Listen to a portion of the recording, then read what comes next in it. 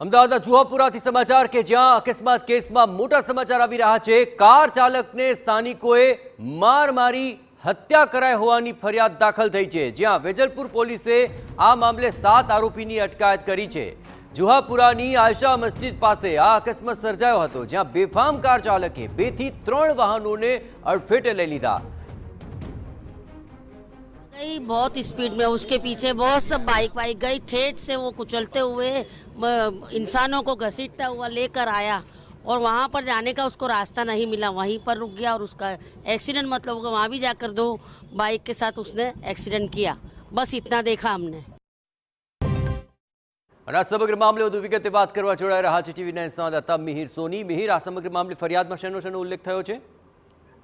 જયેશ, જુહાપુરાની આયશા મસ્જિદ પાસેની જે ગલી પાસે અકસ્માત સર્જાયો હતો, જેમાં કાર ચાલક જે કૌશિક હતો તેને સ્થાનિક લોકોએ માર મારી અને ત્યારબાદ તેનું મૃત્યુ નીપજ્યું, જેથી હત્યાની ગુનો છે તે નોંધવામાં આવ્યો છે। એટલે સ્થાનિક લોકોના આ મારથી મૃત્યુ થતા આ હત્યાનો ગુનો નોંધી અને હવે પોલીસ જે છે કે આ ઘટનામાં રાયોટિંગના ગુનાનો પણ ઉમેરો છે તે કરી શકે છે। પરંતુ હાલ વેજલપુર પોલીસે 7 આરોપીઓની અટકાયત છે તે કરી છે, કે જે લોકો કે જે આ કાર ચાલકે અકસ્માત સર્જ્યો અને ત્યારબાદ તેને પકડવા માટે લોકો, ત્યાંના સ્થાનિક લોકો બાઇક લઈ અને પીછો કરતા હતા અને જેનાથી તે ગભરાઈ જતા તેને આ અકસ્માત કર્યો હતો। કારણ કે જે સ્થાનિક લોકોના જે નિવેદન લેવામાં આવ્યા પ્રત્યક્ષદર્શીના, તે આધારે કે જે અકસ્માત થયો ને તે ગભરાઈ જતા તે ડર્યો, જેના કારણે લોકો તેનો પીછો કરતા હતા અને જેમાં 10 થી 15 બાઇકો તેનો પીછો કરી અને ત્યારબાદ તેને પકડી અને તેને મારવામાં આવ્યો અને જેના કારણે તેનું ઘટના સ્થળે મોત છે